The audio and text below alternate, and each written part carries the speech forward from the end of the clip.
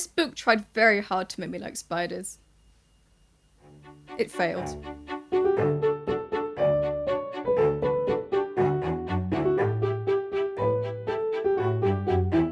Anansi Boys by Neil Gaiman is a comic fantasy set in modern day London mostly. It follows a man called Fat Charlie, who isn't actually fat but nickname stuck, as all nicknames tend to do, who finds out that his recently passed father wasn't a man but actually the trickster spider god Anansi, to whom all stories belong. Not only that, but, as one may infer from the title Anansi Boys, he has a brother he never knew about. However, when this mystery brother finally comes to visit, Fat Charlie realises why perhaps no one had mentioned him before. As expected from a comedy, this book is very funny. There were a couple of jokes that didn't stick and I found a little bit cringy, but considering the sheer amount of humour Neil Gaiman threw into this, statistically I'm not surprised. But I found a lot of it legit hilarious. One of my favourite jokes, just randomly thrown out there, was about this line that Fat Charlie acquires, even though this line is not important in the slightest and bears no significant impact on the plot, but every time this line was mentioned I found it very amusing. A line! I suppose it is sort of an acquired taste of humour. I find most things funny, so I'm easy to please. But I suppose if you don't find people like Terry Pratchett or Douglas Adams particularly funny, with their informal and at times absurdist narration, I doubt you'll care for Gaiman's humour, but I thought it was pretty funny. The characters are great. Fat Charlie, our protagonist, is very relatable. He isn't some macho man or particularly snarky or a brooding loner. He's just a guy keeping his head down with just enough anxiety and nervousness to make him endearingly awkward when doing basically anything. The other characters are similarly fun, even the nasty ones like Graham Coates, who seems to speak nearly entirely in idioms, are great fun to follow. The magic was quite cool in this. Well, magic there wasn't a huge amount, but there was some. Spider, who is the brother, has this sort of reality-bending power, wherein he can basically speak whatever he wants into being, which makes sense with, his powers come from Anansi, to whom all stories belong. We didn't really get any other powers in this, as the other gods featured didn't really do much. They were just sort of there.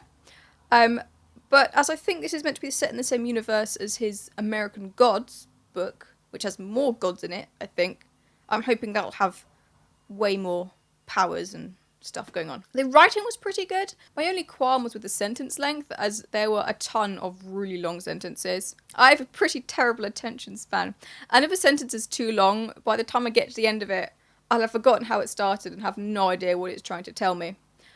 But the long sentences did make sense in this, as the type of humour employed did rely on fast pacing, and having too many short sentences always stopping and starting would negatively impact how well a lot of the funny lines landed.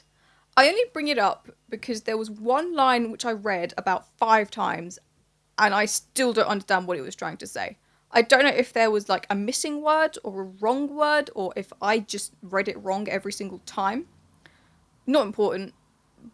Yeah, so aside from that one line, the writing was great, but you've got to pay attention. I also loved these sections of the book where the story basically stopped to tell us some tales of Anansi and the way he used to trick everyone around him to fulfill his selfish desires. I love folklore anyway, so it was just nice to read some new stories I hadn't read yet. And to be honest, I really liked the book in general. I liked the world building, I liked the story, I thought the pacing was great and the descriptions were apt. I couldn't really find much to fault with it. But I found one thing.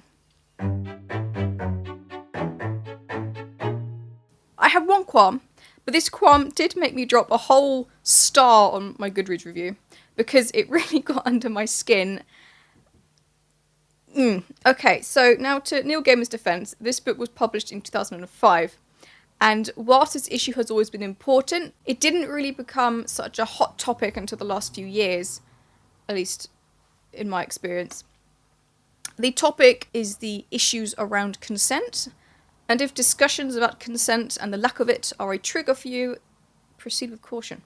I've put this in the spoiler section too, because while the actual incident occurs fairly early on and not what I consider a spoiler, the way it concluded is what really irked me, so yeah, it counts as a spoiler as well. So Fat Charlie, at the beginning of the book, has a fiancée, Rosie, and it is stated very explicitly that Rosie wants to wait until marriage to sleep with someone, which is well within her right and perfectly acceptable decision to make. Fat Charlie respects this, and whilst perhaps a little frustrated, he is happy to wait. Then Spider comes along, and Spider, for a few days, pretends to be Fat Charlie. Although they look nothing alike, he uses his reality-altering powers to basically make everyone believe that he is his brother. And that includes Rosie. That in itself is icky, but he actually gets her to sleep with him. And this is doubly icky for 3 reasons. First, obviously, he's pretending to be his brother, which is tricking her, kind of like a bait and switch. Not good.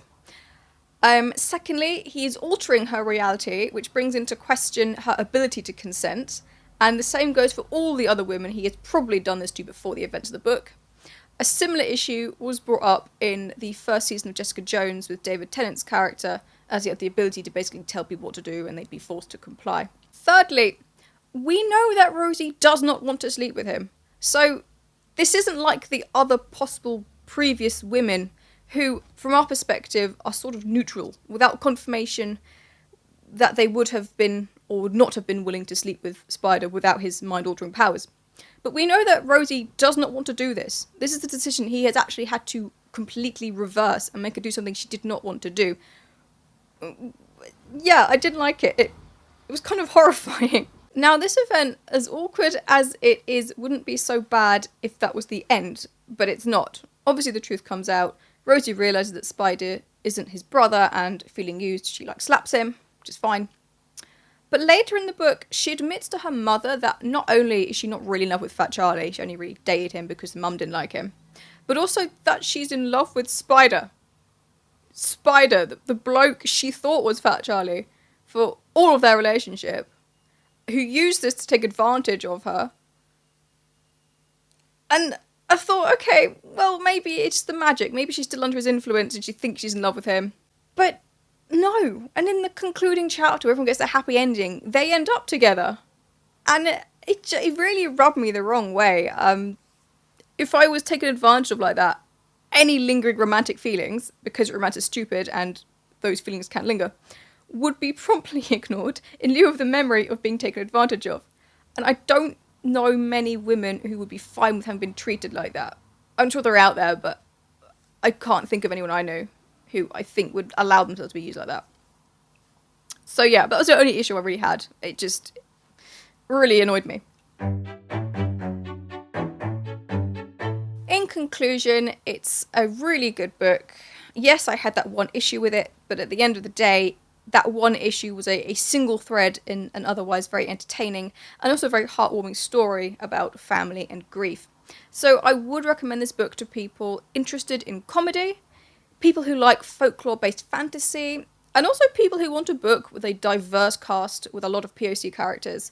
I think there were 2 white characters in this. I think because not many people were explicitly described as being black or white or whatever.